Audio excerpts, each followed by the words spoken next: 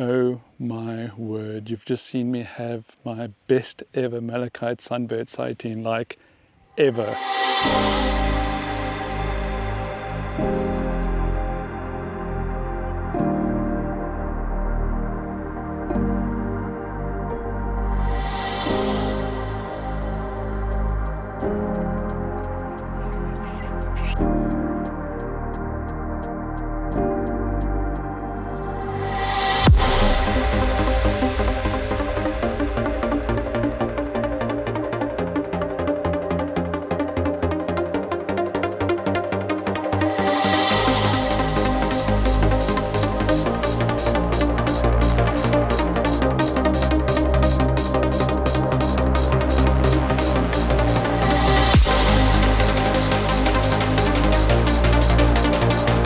Welcome to Greyton, Sugarbird madness.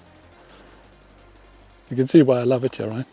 Welcome back to episode 2 of birding in and around Greyton, a small town in the Overberg area of the Western Cape. If you haven't already seen episode 1, you can go and find it on my YouTube channel. In that episode, we covered the town gardens and the various streams and rivers around Greyton, in particular the Goebush River.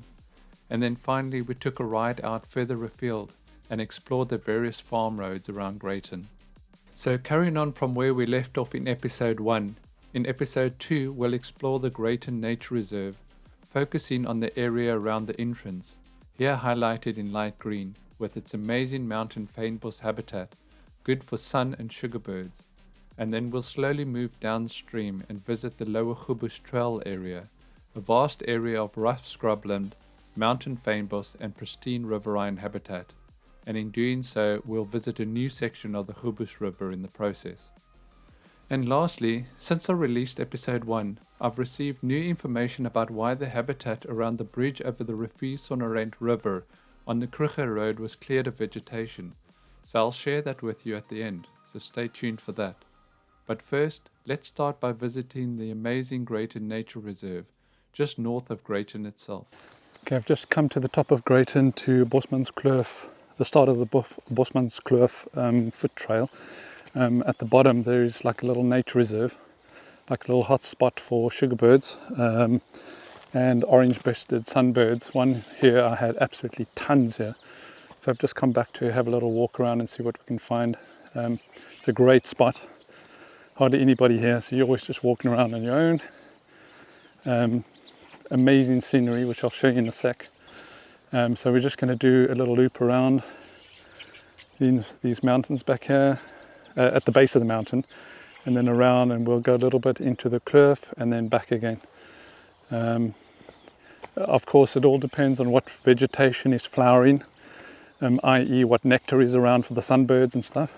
We may be a little bit too early in the season for certain flowering plants, and so we may miss out on the sunbirds. I don't know.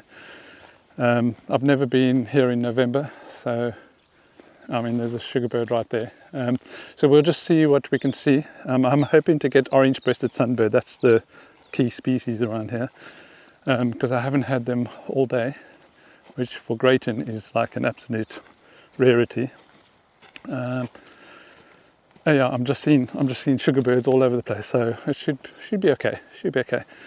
Yeah, let's see what we can find. Although you can find sugarbirds all over Greyton, especially in the town's gardens, the area just to the west of the entrance to the nature reserve holds the highest concentration of them, with several pairs holding territory here, interspersed with several species of sunbirds.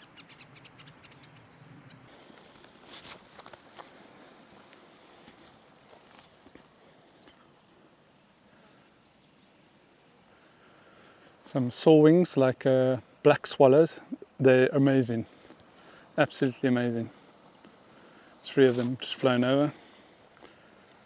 Oh, I've got a yellow bishop here. Sitting just to the right here. See if I can get a photo quick.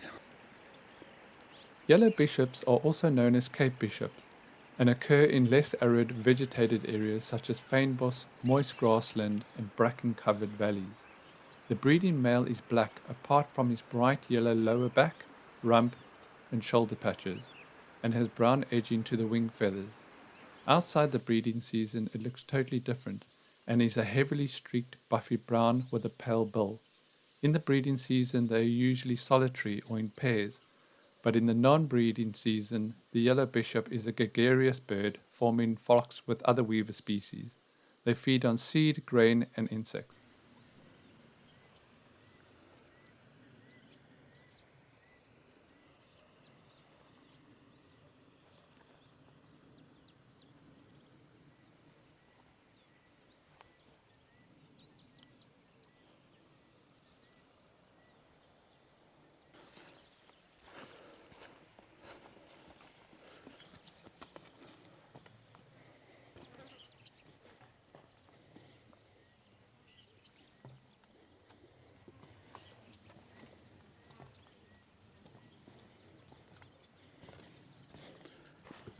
Karoo Prinya is a resident breeder in South Africa, Lesotho, and far southern Namibia, and can be found in karoo scrub, fynbos, and bracken-covered slopes in semi-deserts and mountains. It's usually seen in pairs or small groups, typically low in scrub, but sometimes perching on top of bushes, belting out song. It actively forages for small insects, with tail cocked and frequently swung from side to side. Greyton I've just had. I'm trying to get across this bridge, but I keep seeing things. Got to come back. You can go for a walk down that cliff there. I've never really had much bird life up there, though, weirdly enough. Everything's down in the lower slopes. So we'll just keep going. Lots of sugar birds, but no orange-breasted sunbird. I just don't think the flowering plants are around that they feed on, but you never know. I'll keep looking. Anything could pop up here. Loads of sunbirds, so there must be something for them to feed on. Just good to be home on my home patches.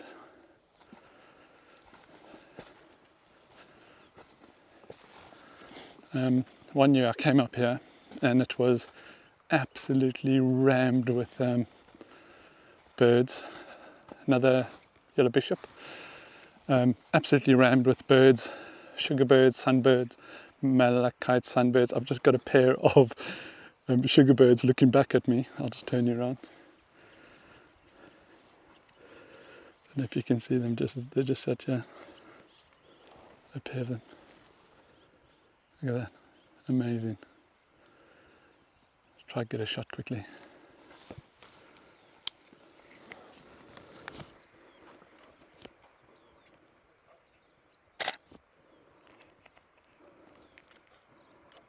Amazing.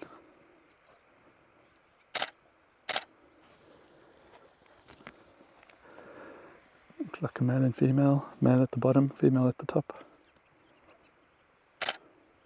Gorgeous. Just can't ask for better than that.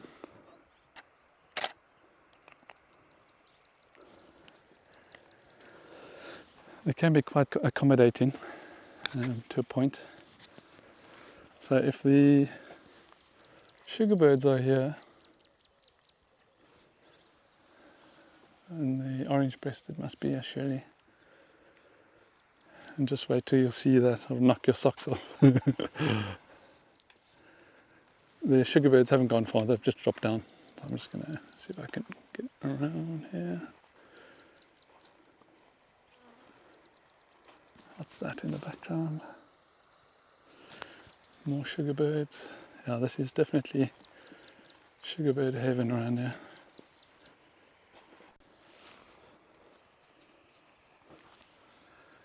More sugar birds. Getting up in a little bit of elevation, so where we parked and walked through, that was sort of like a wet, swampy area, and now we're going up a little bit onto this sort of the lower slopes of the mountain, but still not high, just more elevated than when we were where the river runs down. Gorgeous scenery all in the background.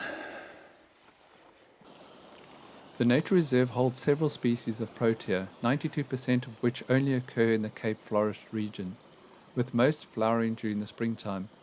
Interestingly, they are well adapted to survive in fires, and in fact most need fire to release their seeds.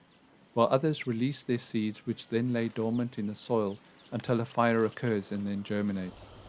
So I was relieved to see them doing so well after the 2019 fire which ripped through this part of the nature reserve, levelling everything in the process.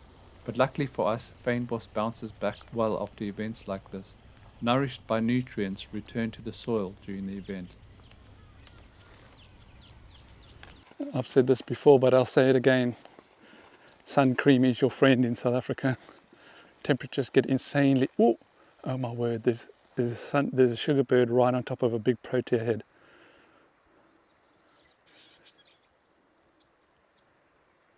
Okay, I'll be back. It's 2 males and the yellow bishop. Oh my word, yellow bishop is sitting up so nicely. Okay, 2 seconds.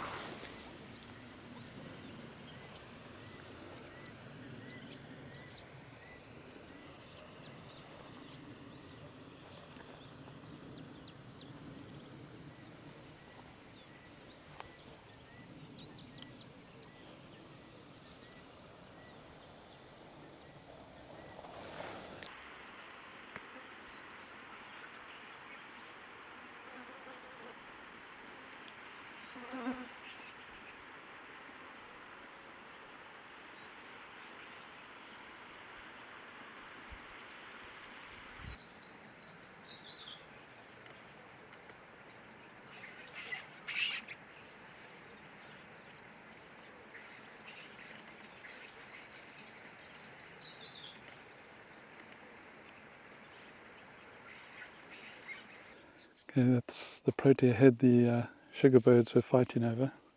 There's still a pair over here calling, just at the back there.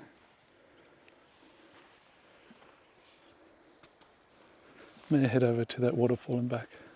Sugar birds everywhere, unreal.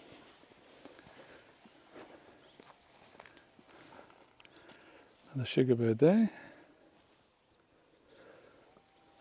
Sugar birds are quite approachable if you just don't rush at them and just slowly walk up.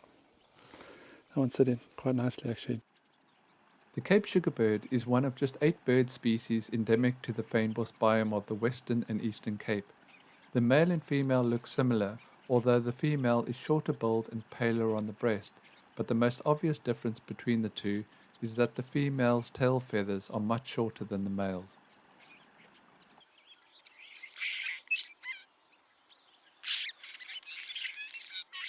The Greyton Nature Reserve is vast, at around 2,220 hectares, making it the Cape's 3rd largest nature reserve, so we're barely scratching the surface here visiting just the entrance. It also joins vast tracts of undeveloped areas within the Riviersonderend mountain catchment area, making it a truly colossal area of pristine mountain fynbos habitat. Cape robin chat, along with another sugar bird.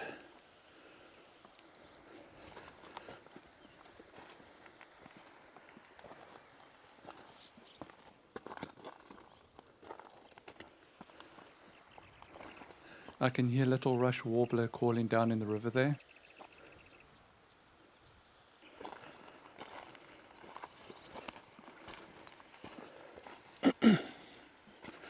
This is like a parasitic vine that just grows, uses its host as a sort of climbing structure. I'm not sure whether it does any harm to the host plant, but you can see it just all over the place here.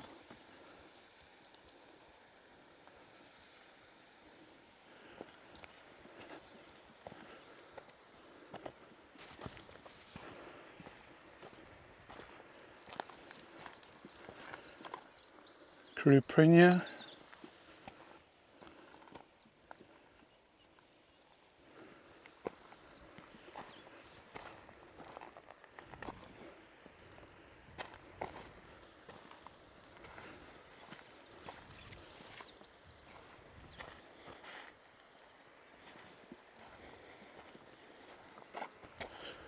Oh, what's this? Oh, a little African stone chat. Excellent. That'll be new for the trip.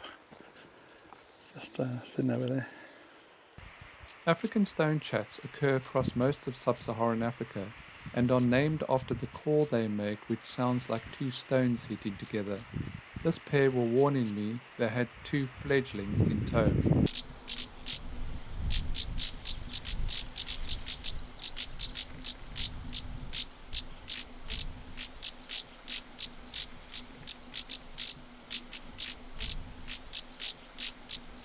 Okay, while watching the African stone chats, a orange-breasted sunbird flew over and I tracked it to where it is. So I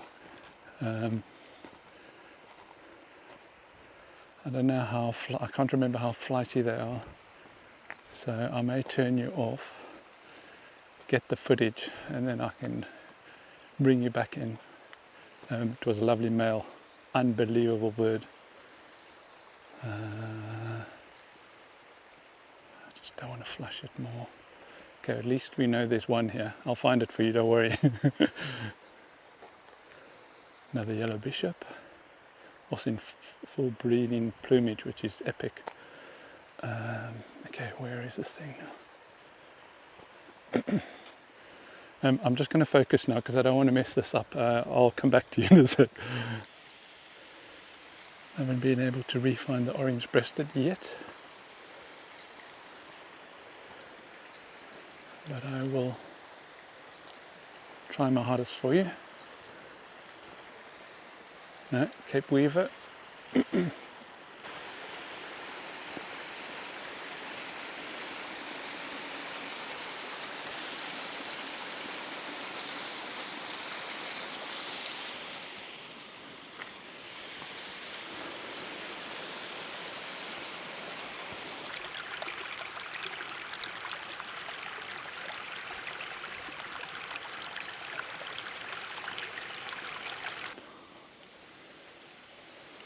Cape Robin Chattanooga. Quite a common bird. Come on, where's this orange-breasted? I may just stay up here and scan a bit quickly. Give me a ballpark area of where it is. It's weird, sometimes when you want a bird, it never blooming shows, and then when you're not looking for a bird, it just drops out the sky at your feet. Common waxbill. I think those are greater striped swallows.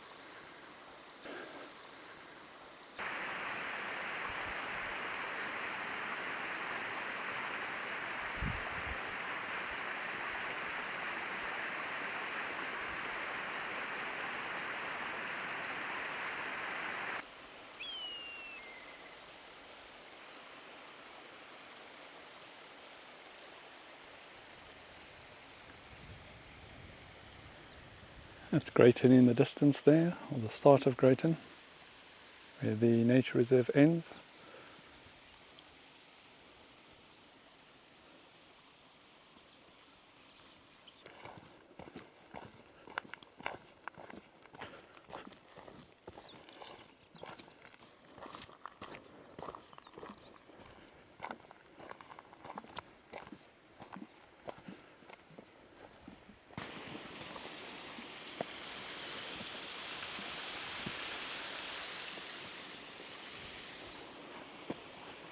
Not the greatest of views, but got the orange-breasted sunbird for you. It was a little bit far, so I'll just put a few shots up for you. Unfortunately, the sun's not out, so you're not getting the full effect, but still hell of a bird. It's just flown further up. Unfortunately, it's the only one I've seen today, so I don't know if we're going to get any better views than that. But of course, I'll be back, so never say never. It's a little bit overcast, so you're not getting that iridescent punch, you know. Yeah, so better luck tomorrow maybe. The orange-breasted sunbird is another endemic to South Africa and the Fynbos biome.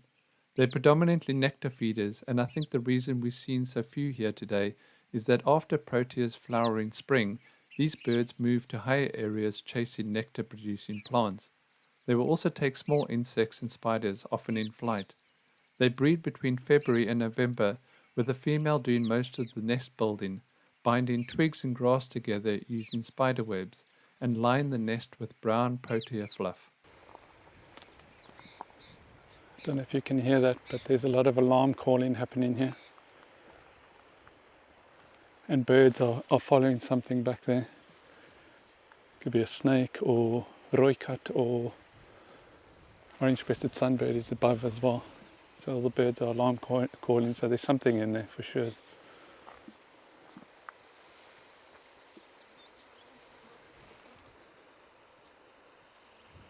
They're all following something in there. Orange-breasted sunbird's just flown off. It could be anything really. Snake.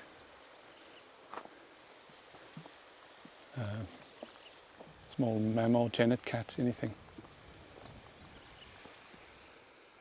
It's all petered out now, I think. Orange-breasted sunbird is up there. Up there, and then come back. I'm not going to go all the way up that ravine, but just this little low line area can be good for the birds as well. Different habitats, so different birds there.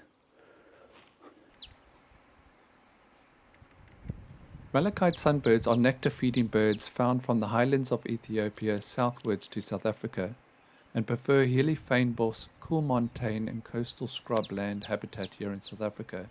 It also likes parks and gardens. These birds are double-brooded and are territorial and aggressive when nesting, but highly gregarious when not breeding, forming large flocks. It's one of the largest sunbirds in the world and an absolute belter of a bird.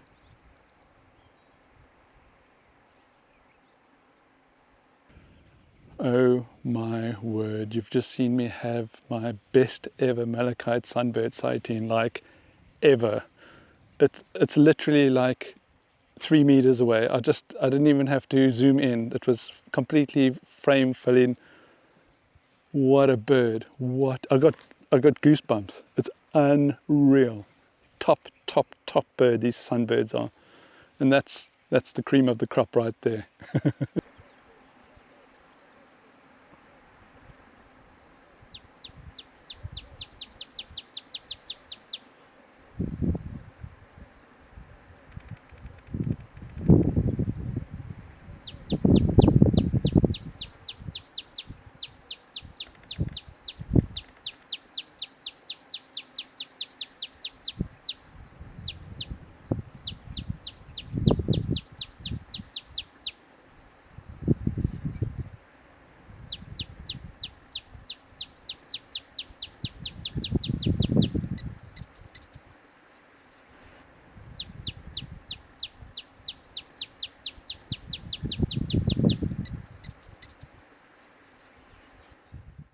Right, I still got goosebumps from that little episode. Wow, that male was spectacular. Sorry, I know I'm going on about it, but I've birded all over the world, and that bird is like right up there, as all the sunbirds are. Spectacular bird. Huge sunbird, but that male in full breeding plumage, top condition, singing its heart down, and I'm the only one here to see it. But you do too now, of course. Man, I mean, those are the sort of experiences that bring you out every time. I didn't think I was going to have much out here today, maybe 1 or 2 orange-breasted sunbirds, but that just clinched it. Okay, let's head down.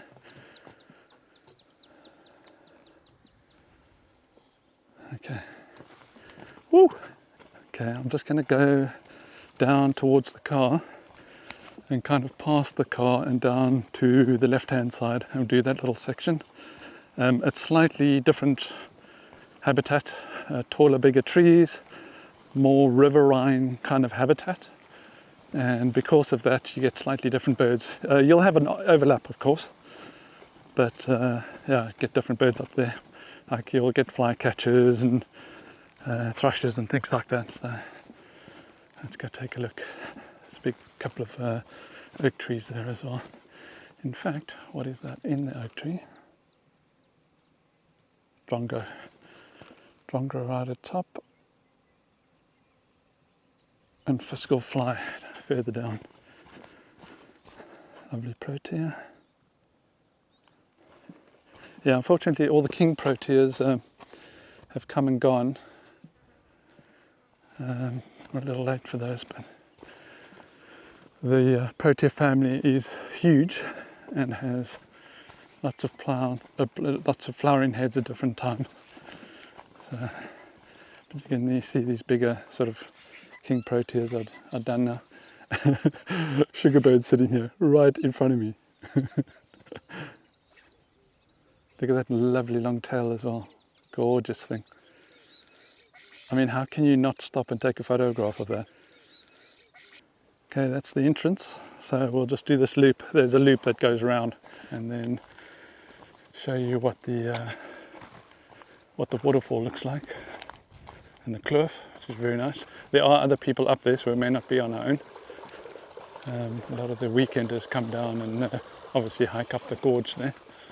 There used to be an old dead standing oak here, but I think when the fire came through, it took it out. Unfortunately, it used to be good for perching birds, flycatchers, things like that. Another malachite.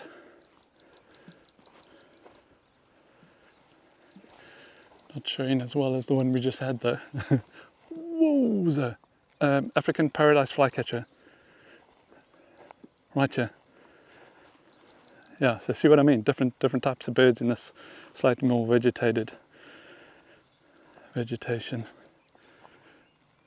Okay, they are a little bit spooky, so I'm going to put you away and see if I can get a quick snap. There's something sitting way up there as well, which I can't ID. It's too far away and silhouetted.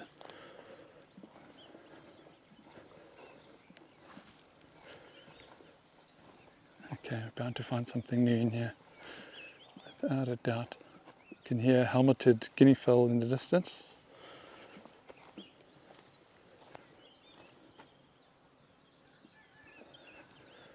It's so weird when I come to a different country after birding in the UK, where you almost become relaxed at seeing things. You know, nine times out of 10 you would have seen it. Here, you've got to keep your eyes peeled and look at every single movement, because everything could be something different.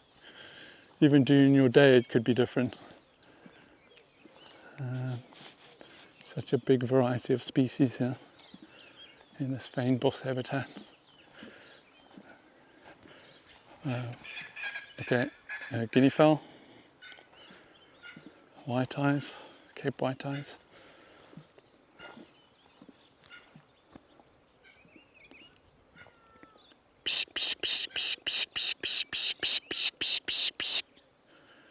Fishing works fantastically well here as well.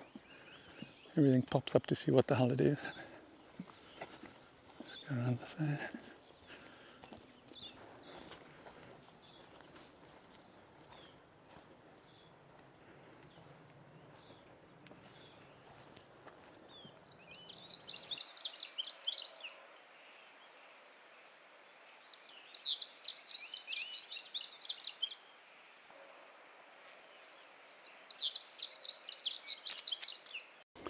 Another yellow bishop up there. Right, okay, this is where we turn right to do the loop, but now we're going to go straight up the gorge. I've been up here many a time, right up into the gorge there. You get to a point where you can't go any further, but I've never known it to be full of birds. So. But I'm always open to try again. You never know. Birds have wings, so they can go anywhere we can. So let's give it a go. I've had a nediki here before. It's like a small olive drab bird.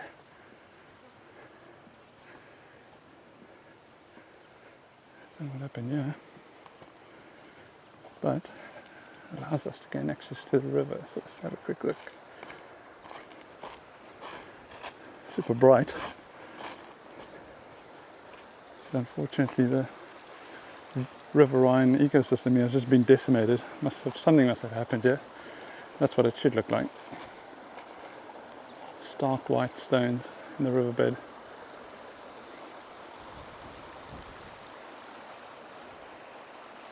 3 white-necked raven. There's only 2 up on the wing at the moment. There's the 3rd one below. Huge bird. Just circling there. Other 2 on the right-hand side.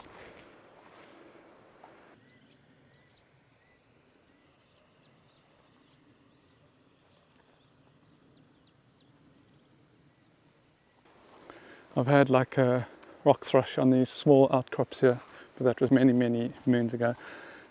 Something just darted across here. Psh, psh, psh, psh, psh, psh.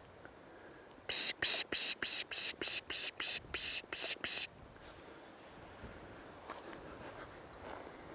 Don't know what it is. It's 2-6. Okay, I just had a nedeki fly across there and into the trees on the other side. I'll pop up a photo for you now, an image, a photo, no video unfortunately.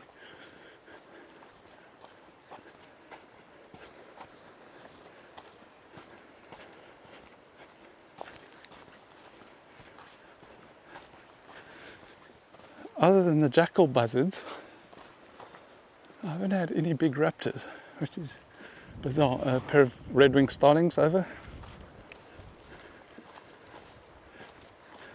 So this gorge gets smaller and smaller and smaller and eventually ends right at the top. Well, I say right at the top, right at the back there, in a few pools that you can swim in. Icy cold water, and eventually get to a sort of a drop off that you literally can't go any further, and that's the end of the walk. So it's very easy, enjoyable walk, very easy. So you can do it in like 20 minutes or so, no problem.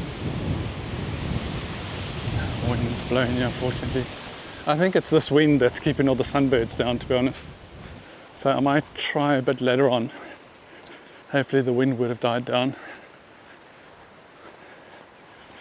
Okay, so we're gonna go all the way into there. Bit of a dummicky here, dam.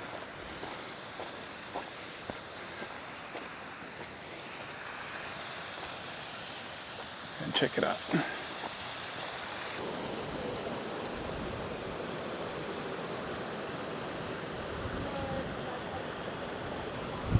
Okay, there was a few bathers there. Just had to kind of keep them out the frame. They were all in their bathing suits. It's a birding video. I'll keep it that way.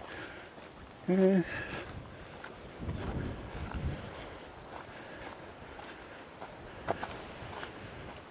Look at that. Unreal.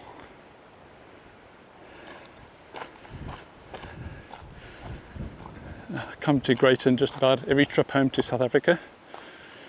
I'm lucky enough to have family staying here. So I can almost say this is my second patch area. Lovely place. So as I was saying, even though it's breathtakingly beautiful in here, bit thin on the ground with regards to birds. I don't know why. I've never found many birds up here. Obviously they fly over, I don't know, raven or whatever, raptor. Other than that, very scarce, the birding in here. You would think it would be better considering you got your riverine habitat and stuff like that. Almost no birds. Very weird. Okay, I've got some more people up ahead, so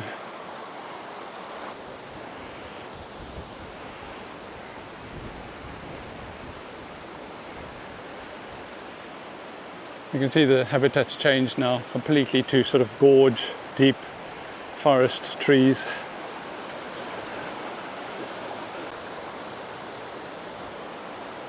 Much bigger trees, much more lush.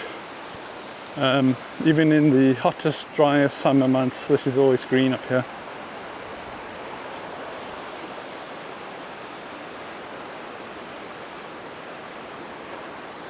Amazing, amazing place. And if you have a look up There's just vertical cliff face on either side. Gorgeous. I wouldn't want to be in the winter storms though, because this would literally be a raging torrent.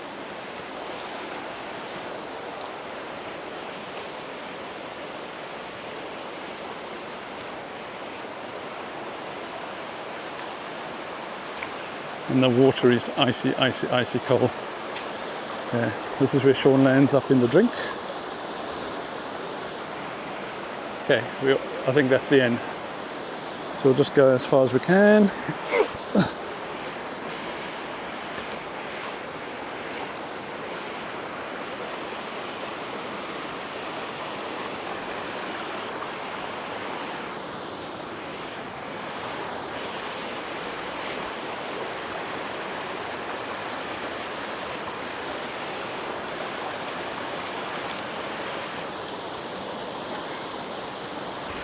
Okay.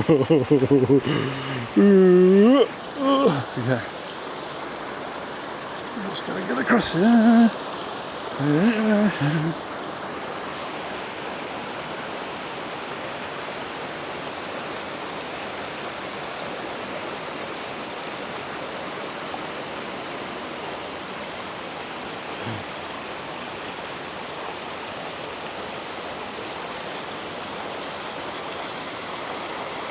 So beautiful.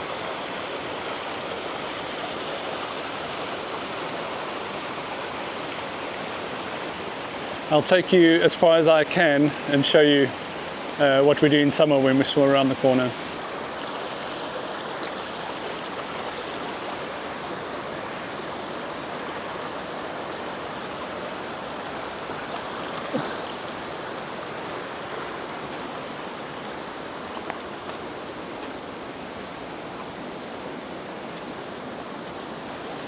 Just come across there.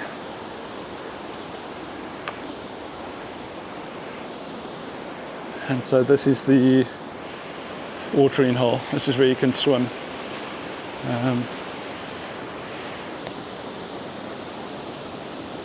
So there's a bit of a dip, and then it raises on the other side, and then you can go around the corner to a small waterfall there, and you can't go any further because it's literally a vertical cliff above you.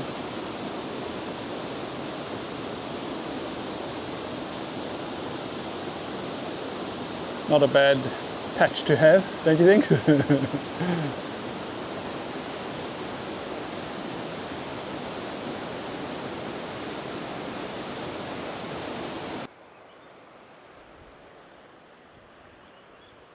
few red-winged starlings calling up there.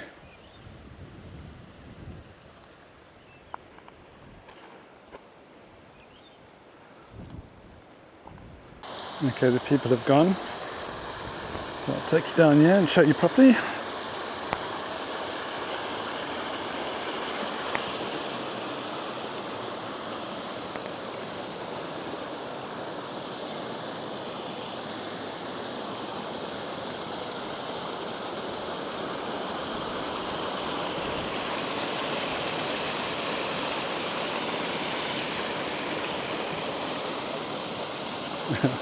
Little sandbar there with a few yellow flowers on, very cute.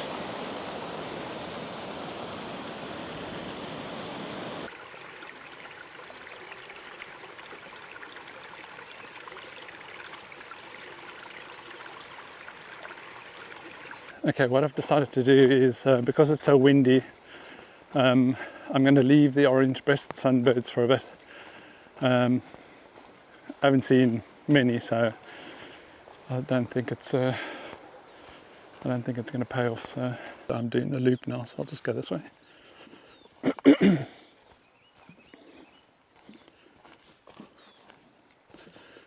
lovely butterflies.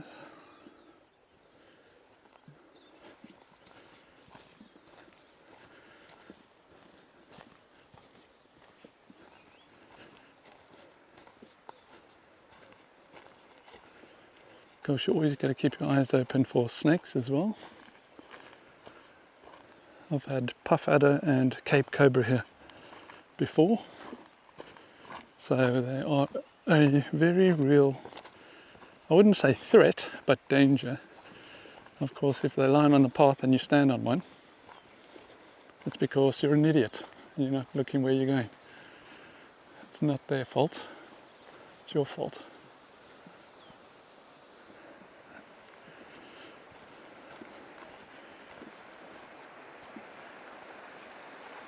Every time I come here, the river looks different because in winter it floods like nobody's business and changes the course of the river massively. They used to have some excellent kingfisher perches here and locations, and they just get wiped out every season.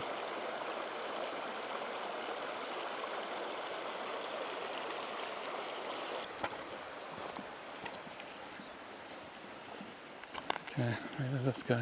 If this is just heading back, I may turn around and go back the way I came, because this is a bit boring otherwise.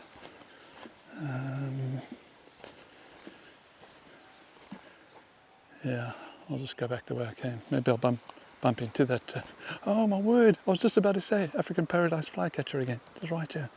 Okay, I'm going to put you away. 2 seconds.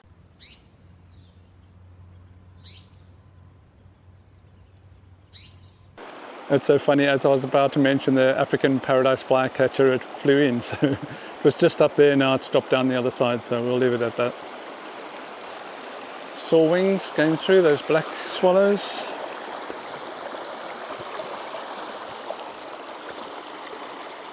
Okay, let's head back. Go back to the house and have a beer. Sounds good to me.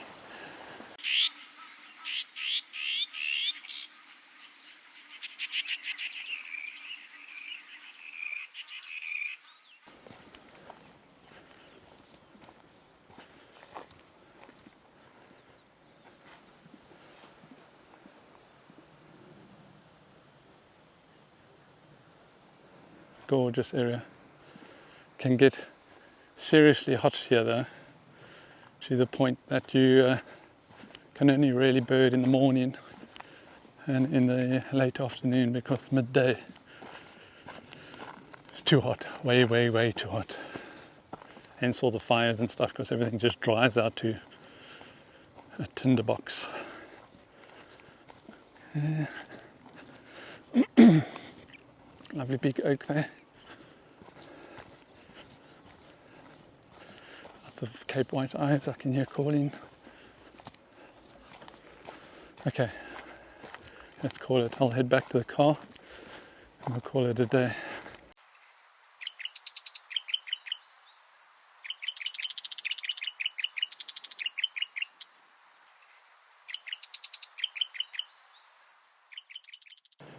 Okay, we're on the return loop to the car.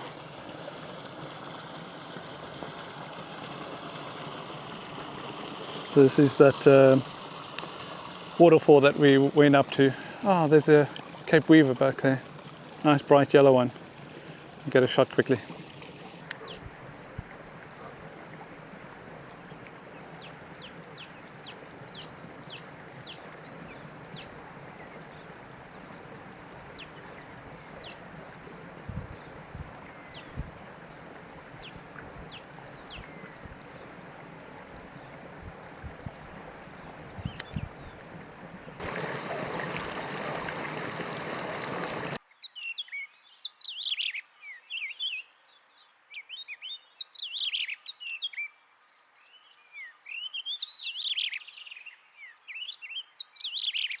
Okay, we are back at the car.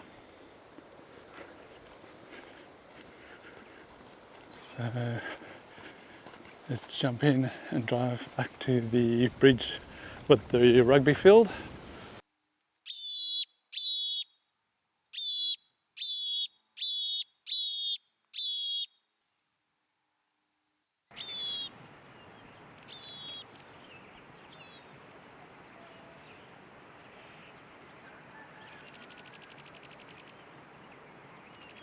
Next we visit the Lower Khubus area. It's a large open area crisscrossed with hiking and biking trails.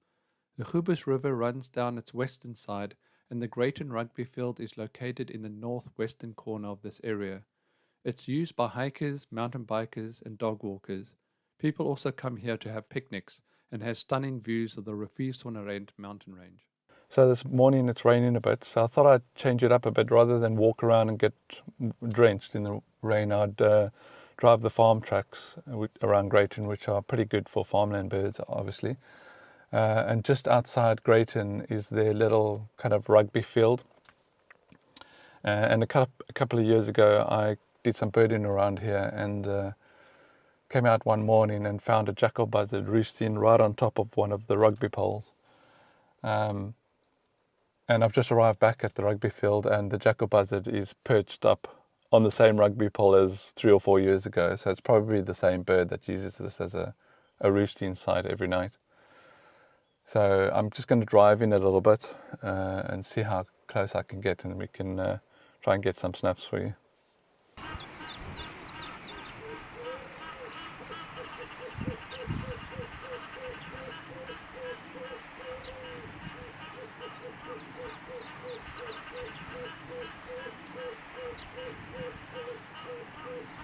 I'm just waiting for this rain to go past. You can see it's cloudless there, but unfortunately this is passing over us now. But I don't know if you can see this, but the buzzard is sitting on the pole round about there. Not sure if the camera can pick it up. I'll just let this rain pass and then we'll go take a look. So this is the rugby stadium outside of Greyton. It's just a little farm rugby field. Currently being mowed by a few horses, and the buzzard is on top of the pole there.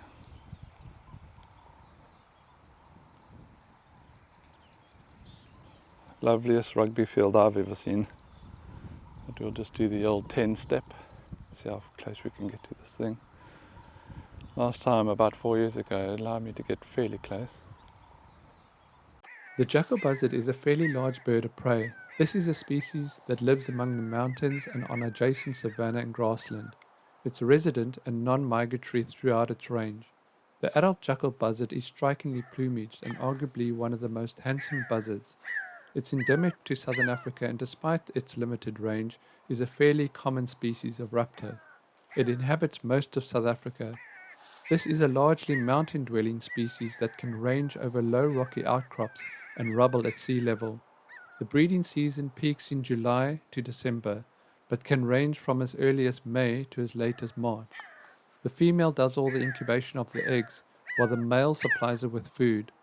The diet of the jackal buzzard is led mainly by small ground mammals, especially rodents, but other prey items may include snakes, lizards, ground-feeding birds, insects, and roadkill.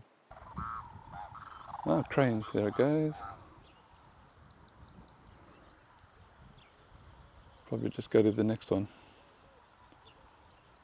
That's going to go up into that tree.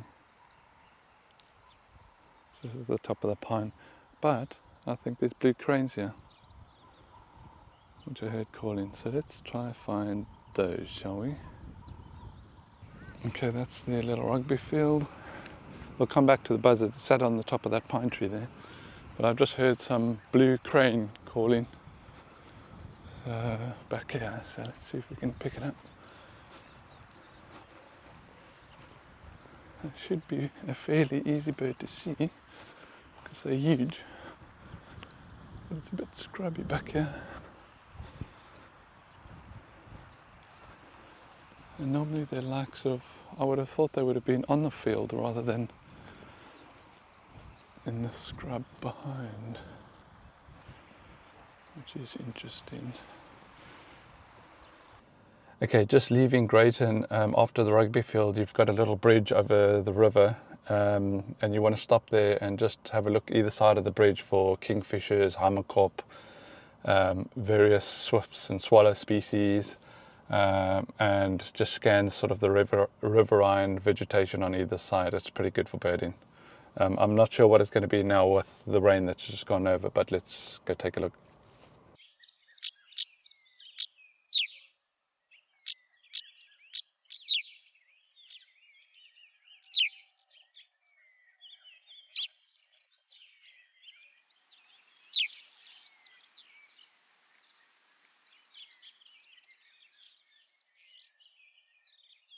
I've just heard the blue cranes calling back there again. Greater striped swallow.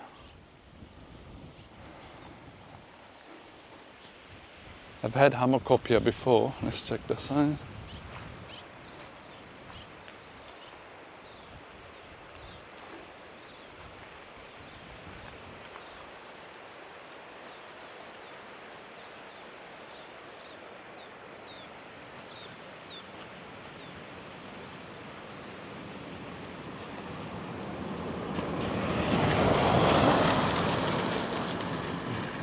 Pair of greater stripes.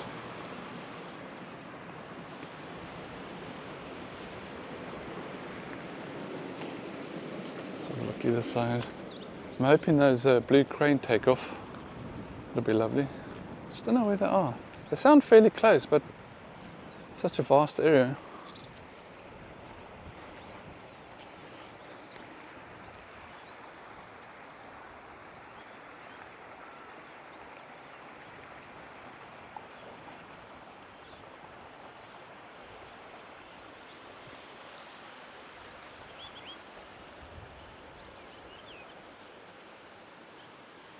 There's the rugby field. The hammerkop is an amazingly strange looking bird that occurs across most of sub-Saharan Africa. The shape of its head, with its long bill and crest at the back, is reminiscent of a hammer, which has given the species its name after the Afrikaans word for hammerhead. The hammerkop takes a wide range of prey, mostly fish and amphibians, but shrimp, insects and rodents are taken too.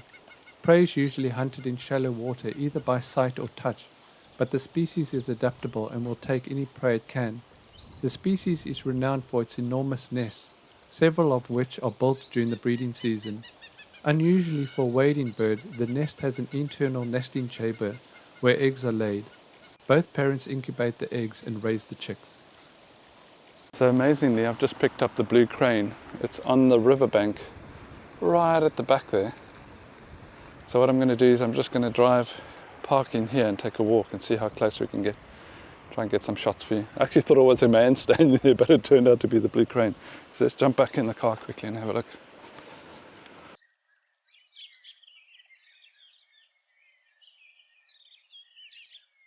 Well, I just had the most amazing experience with a pintail wider.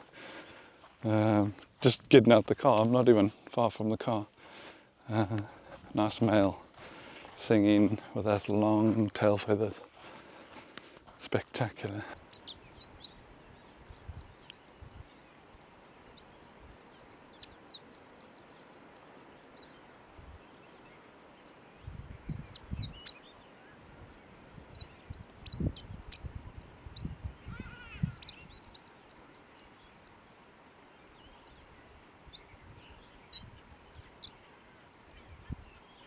The pintail wider is a small songbird with a conspicuous 20 centimeter long pennant-like tail in breeding males.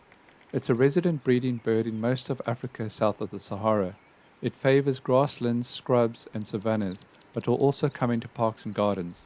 The species is a brood parasite which lays its eggs in the nests of finches, especially waxbills. Unlike the common cuckoo, it does not destroy the host's eggs. Typically 2 to 4 eggs are added to those already present.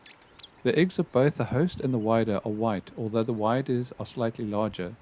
The nestling widers mimic the gape pattern of the fledglings of the host species. The male pintail wider is territorial, and one male often has several females in his small group. He has an elaborate courtship flight display which includes hovering over the female to display his tail. The diet of the species consists of seeds and grains. Okay, I'm just going to do a short little walk. Let's see if we can get this blue crane. I've only ever had blue crane from the car on farm tracks, so I don't know how flighty they are. Common waxbill, pintail wider male is still here. African stone chat. Oh, it's all kicking off here. So everything's just over here. Blue crane is way in the background in the riverbed, so common waxbill, pintail wider on the floor here.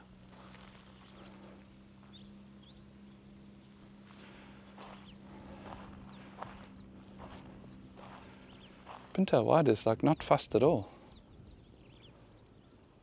Amazing. Okay, I'm pair of fighting Malachite Signbirds, rock martin,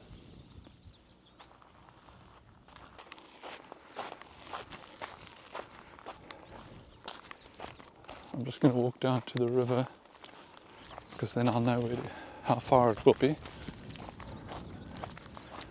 It's not very far. Loads of holes there, like could be bee eater holes or kingfisher holes, just in that bank there.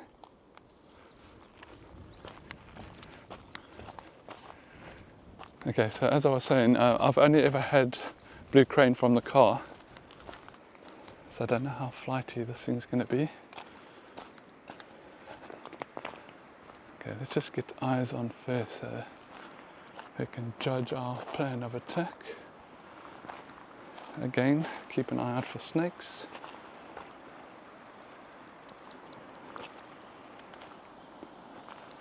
That's the bridge we were on earlier.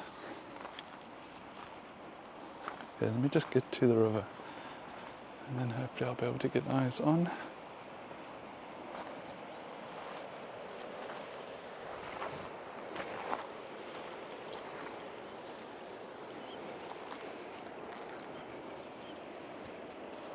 So believe it or not, this river in winter is a raging torrent sometimes. Where are you? Okay. Is that it?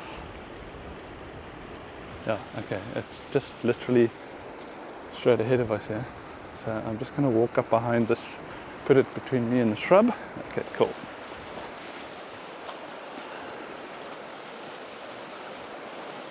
Hopefully the weather will get better and that's the last of the rain. Let's cruise up this riverbed.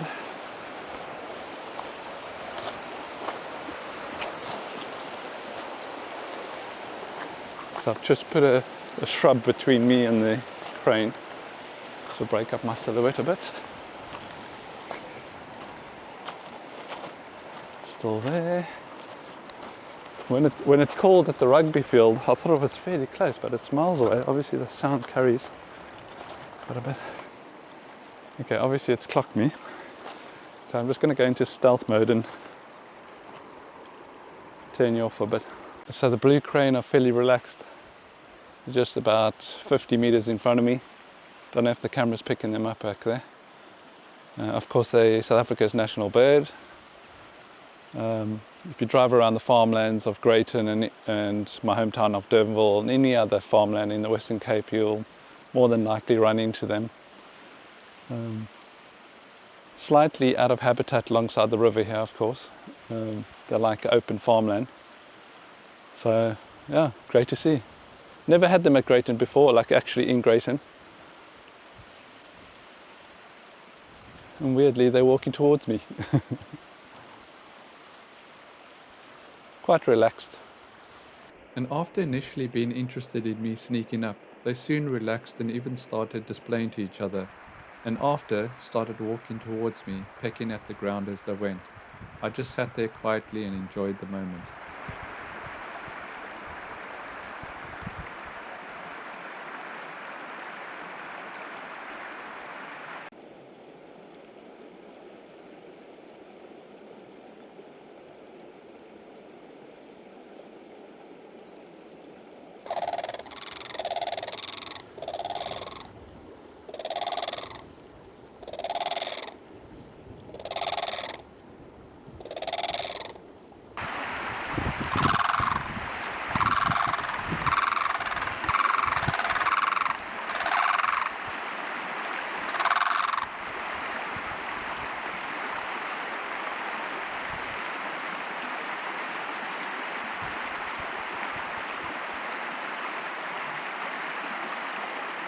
The breeding period for this species is highly seasonal, with eggs laid between October and March. Pairing within larger groups starts in October. Potential pairs start circling each other. The male then engages in a dance, flinging various objects into the air and jumping. Once the pair confirm their bond, both engage in the dance of throwing objects and jumping. After the dance, mating commences in about 2 weeks. Normally just 2 eggs are laid. Both parents will incubate, with the male sitting at night and defending the nest during the day while the female incubates. The incubation period lasts around 30 days. The young are able to walk after just 2 days and can swim well shortly thereafter. They are fed primarily by the female, who regurgitates food into their mouths. The chicks fledge at the age of 3 to 5 months. The young continue to be tended to until the next breeding season, at which time they are chased off by the parents. I'm just sitting here quietly on the end of the riverbed, and these two have been doing their display or courting dance and calling every now and again. What a privilege to sit here quietly and just enjoy that. It's unbelievable. What a bird. They sort of walk away from each other, feed a bit, have a preen, and then come back together and do their little dance again. I've seen this numerous times, but of course not in this habitat, always out on sort of stubble field and that sort of thing. They're quite relaxed. They're both preening. I'm about, 50 meters from them or so. I'm sat down. Gorgeous. The bird down there, but one of them's slowly walking towards me here.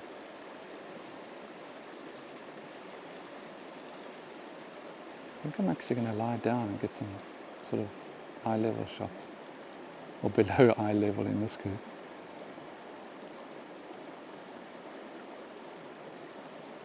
Amazing.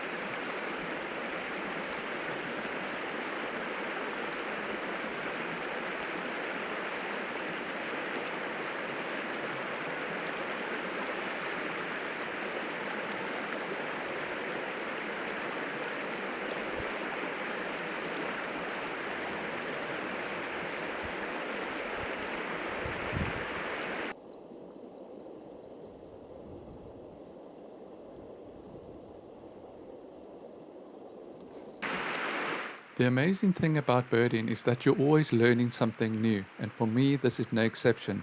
I'd always thought blue crane had the most amazingly long black tail feathers, but now watching this video back, I now realize that those long tail feathers are actually attached to their wings, and they have relatively short tails.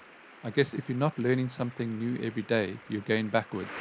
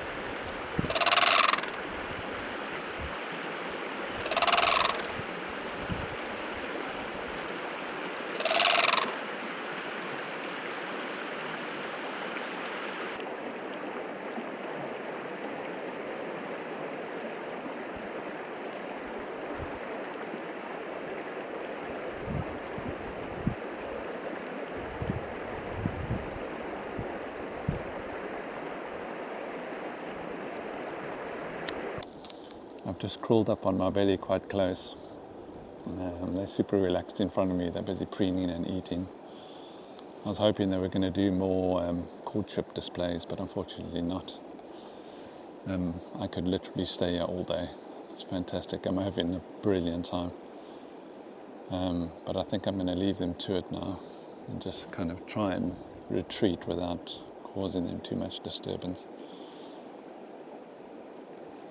I'll just see if I can pan you around. Maybe I can get them in the shot for you. They're just up ahead there.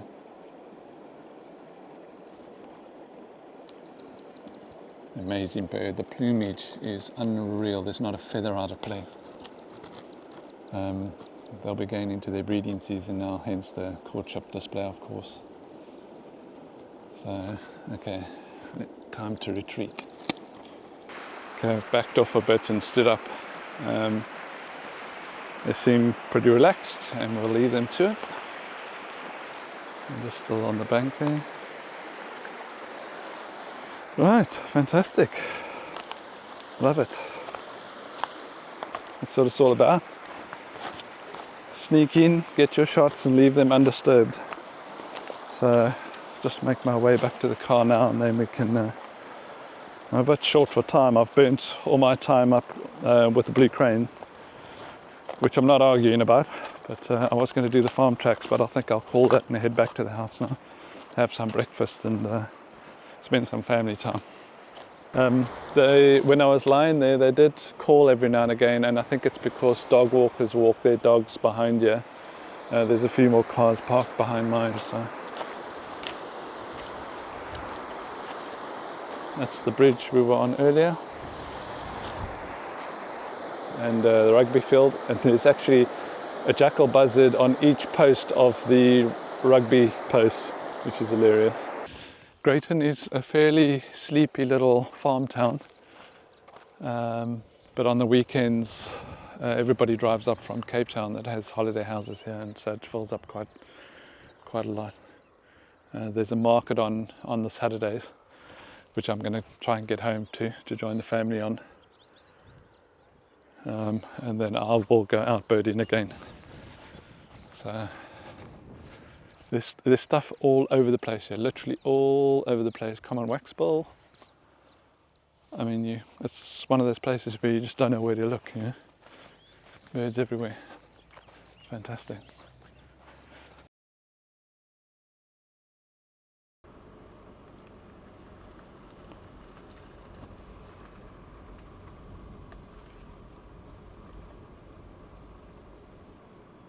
Before I sign off, I just wanted to give you a little update regarding the earthworks around the bridge over the Riviersonderend on the Kruger Road. The work was carried out there to clear palmate reed and alien vegetation from the river and banks, which caused bottlenecks there during heavy flooding, which has previously washed away the approach road to the bridge. The work has resulted in a much more smooth flowing river, and at the time of posting this video, the worked banks had already been replanted with indigenous reeds and plants. So hopefully when I visit again, this area would have bounced back and be full of life yet again, something I look forward to seeing again.